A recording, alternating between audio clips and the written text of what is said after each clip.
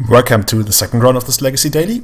Legacy League! Oh god, it's been years since we had dailies, and I still keep referring to them. Anyway, we get an okayish hand that potentially could even cast turn 2 Nissa, I think, if we draw another Sentinel and another Elf, or maybe we don't even need the Elf, but certainly turn 3 Nissa. And on top of that, we also have some extra value, like glimpse value.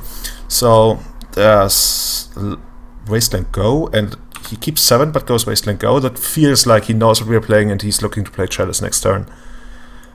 Can't really see any other reason. I think I'm gonna go with the Nettle Sentinel. It deals more damage, so it should be okay.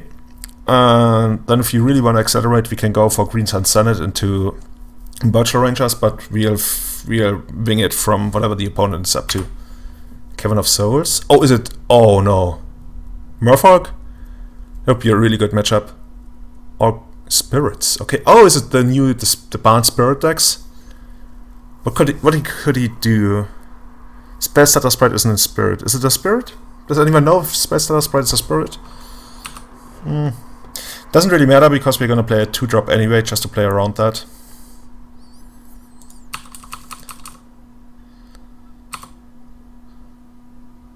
We could cast Senate, but actually we could cast Senate, but what would I even get? I could see getting another Nettle Sentinel. I also could see getting Heritage to it. It's just, I really want to draw the extra card. So, that's just me. I want to hit the next land drop. And then I think next turn, like, the opponent can't really do anything this turn, except for maybe if he has, like, infinite Spellstutter Sprites, he wants to play one here. I'm not even sure if Spellstutter Sprite is a spirit, but it could be. Yeah, it feels like he's contemplating it. Or maybe he's got some... Okay, he's got nothing. So next turn, I would probably run out the Glimpse, and... Interesting. Spirit. Oh, maybe he was trying to fool me, and now it's gonna be Thought-Knot Seer. But Thought-Knot Seer would be perfectly fine if we draw a land. We can Nissa. You can Nissa anyway, actually. We can do so many things. I'd rather think about what we're gonna do. Oh, Simian Spirit Guide as well. Once the opponent has made his play here. Because there's probably gonna be a couple of options that won't be available anymore. Also, just Smasher? Spirit Smasher?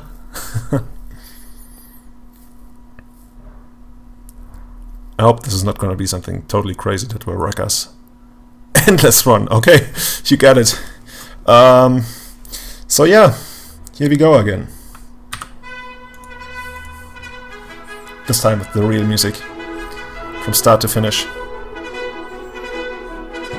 I think he just tried to fake us out. The spirit. Come on, man. I really, like, for a moment I thought it was Murphog, but then it was Spirits, and it turns out to be Eldrazi. There was a guy at our LGS today, and I was overhearing their conversation while we were playing, and, like, I didn't say anything because, like, he was genuinely happy about what he said, so all the more power to him. But like, he was talking to his opponent about his deck. Oh, Simian Spirit Guide? And he was like, man, isn't Eldrazi the greatest tribe ever printed? And like, inside I had to laugh because, like, among, like, many players there's this notion that Eldrazi is like a stupid deck, yada yada. And I somewhat buy into it, but not too much. And certainly not so much that I would, like, say anything there. But yeah, I inside my head I had a good chuckle, but I also, like, I find it really wholesome when somebody genuinely enjoys... Oh, by the way, this is the best card I wanted to draw, Nettle Sentinel or this card, so yeah, I now got it. So yeah, I was just thinking about that moment. Actually, is there a way I cast Nissa here? Go to 4, and then I can send it for... No, there's no way. I think I'm just gonna keep going with this. Yep.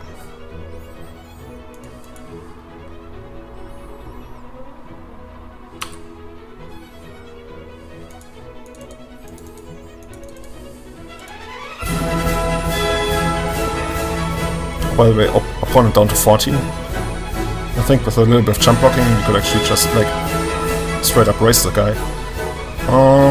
So I could bounce the Visionary Replay, draw 2 cards. But doing it this way, I actually have the potential to keep the Glimpse chain going, which I value slightly higher, because drawing the extra card, okay, now we can do everything.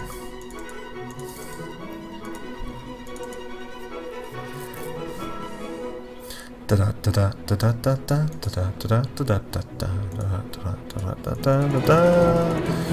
the lady. We need a special sound effect for Nissa. If you've got a good idea for a sound effect for Nissa, hit me up. Okay. Got that. See, Nissa is crazy.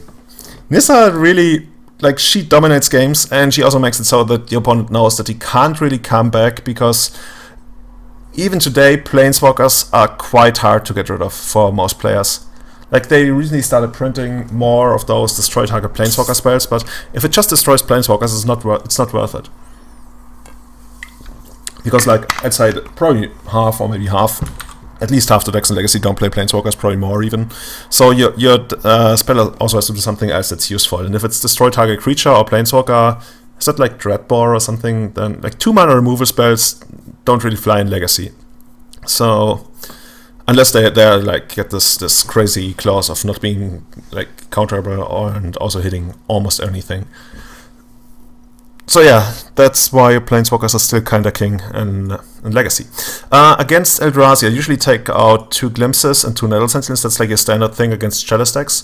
Already have the Abrupt Decays in, and now I kinda also don't hate having Scavenging Ooze, since he's got Antler's one, so he looks to be small Eldrazi. And like against big Eldrazi, this isn't very good.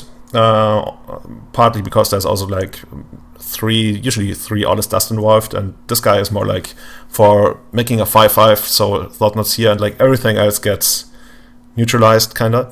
I also don't hate Sylvan Library against Chalice decks, but on the draw it might be too slow, and I have to cut something else anyway. Like, I could even see cutting the crop rotation, but they have Wastelands. Like, I'm not a big fan of crop rotation against Chalice decks. Even if I have Cavern, I often side out crop rotation. So, I don't know. Maybe I'm gonna take out the crop.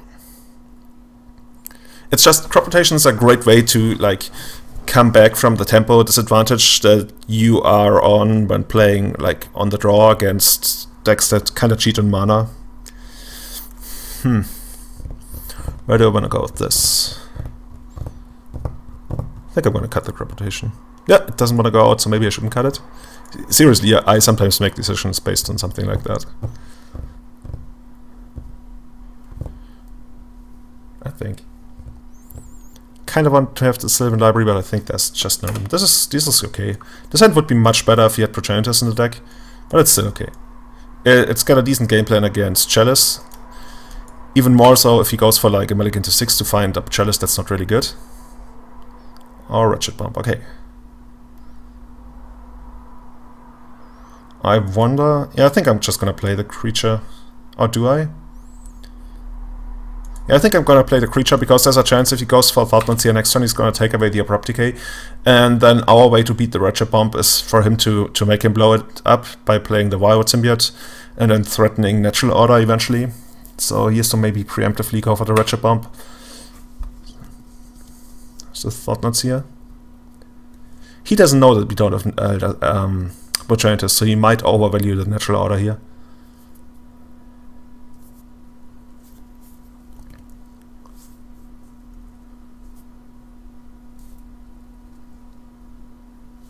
If he leaves me with the Abrupt Decay, there's a good chance I just play the land and pass. And then if he allows me to go to blockers, I will block with the Heritage Druid, and then blow up the Wretched Bomb at some point during his turn. Yeah, he's a bit confused, I guess. He wants to take the Abrupt Decay, but he's scared of the Natural Order. The thing is, the Natural Order doesn't become live for quite a while if he keeps the Wretched Bomb around. Oh, that's okay. Didn't expect that.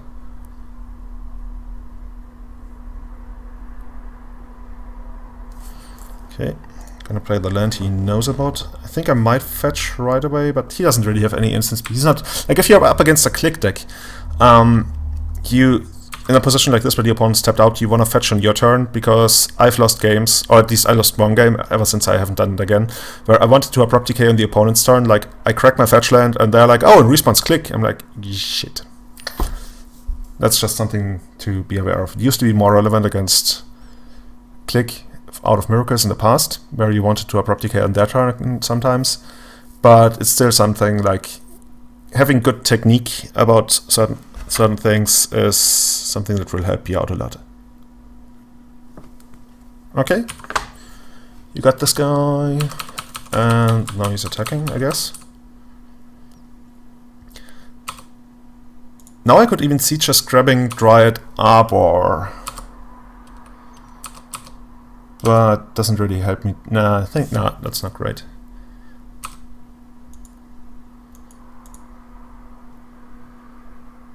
He also missed a land drop. I really wish eventually Elves will get a reasonable way to interfere with the opponent's lands. Especially since crop rotation is already a card that you can play in Elves. And like if you get some... But yeah, it's actually not about crop rotation, because I imagine if Elves gets a way to do something to the opponent's lands, it's probably gonna be permanent based or spell based, but not on a land. Like I've experimented in my head with Beast Within, which I think is actually a pretty okay card, something you could actually really play in Elves, because it's so versatile, and also gets rid of Blood Moon even when you don't have black mana. Which sometimes is an issue, because against the Blood Moon decks you don't always have lands in the graveyard on either side. Oh, he actually has. Okay, he actually has the Dismember. Or maybe it's gonna be Warping Well. But I think you would save Warping Well for Natural Order. So let's see, if he goes for Dismember, he goes down to 10. Then if I top deck a land next turn, he's in trouble.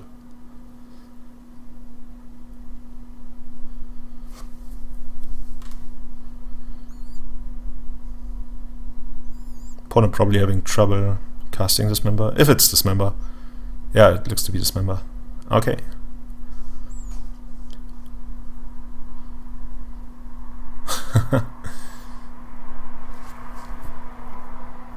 Also, if you draw Cradle next turn, we attack him for 7. Well, I guess we won't. We can still hit him for 11 if we draw Cradle. Smasher? Smasher would be for 14, so we need to draw exactly Cradle. Smasher! Yup. Your time to shine, deck. Deliver the goods.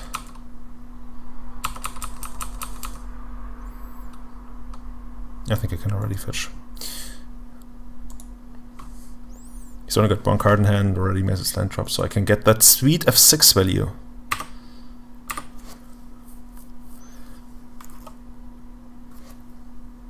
Ah, this would have been cool. Yeah, there's nothing we can do. Okay, gotta be on the play now. Once Magic Online has decided to process us conceding there. Okay. So, what can we do? Is there anything I'd want done in a different way? Not really. Like, I still kind of want the 7 library, but I just don't see any room for it. So we're just gonna go with this again. I also feel 7 library is better when you have something like Progenitus or Elder Skyworm, because sometimes like you really wanna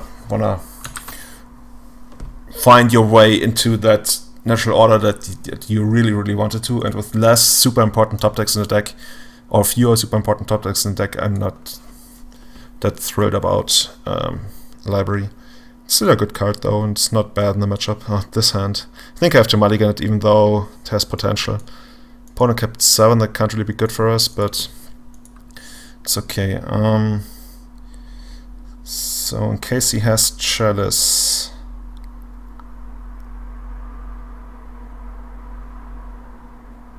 then I should get Bayou here, because then I should get Bayou here because this is supposed to become Dryad Arbor, and I can't do that on the second turn, but I want to Prop Decay on the second turn.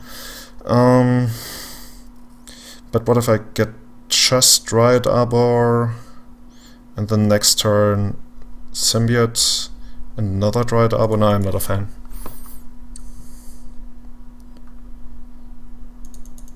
Opponent snap capped 7. I wish the what's it called? The new green and white Archon was in Magic Online already, because that's a card I really want to try out. Like, not for this matchup, but it's great when you have like a reasonable card to natural order for on like a board like this, where you don't really get to kill with Behemoth, and Behemoth might even be outclassed by something like Smasher, kinda. Oh no! What is this gonna be? Oh, it's Chalice? Okay. I thought he was dismembering my guy, which would have been quite unfortunate. But if it's just Chalice, then that's actually but I force draw. Okay.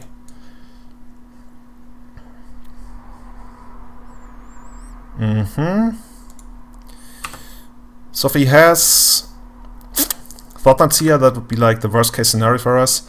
But let's find out. The Eldrazi is the kind of deck that if they had the exact kind of draw they wanna hit, you do struggle against them.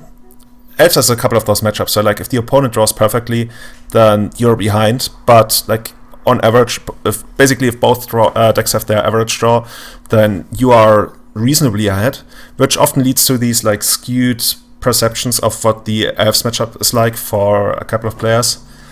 They're like, no, I'm gonna destroy Elves because I do this, and this, and like, yeah, like 25% of the time, sure. Yeah.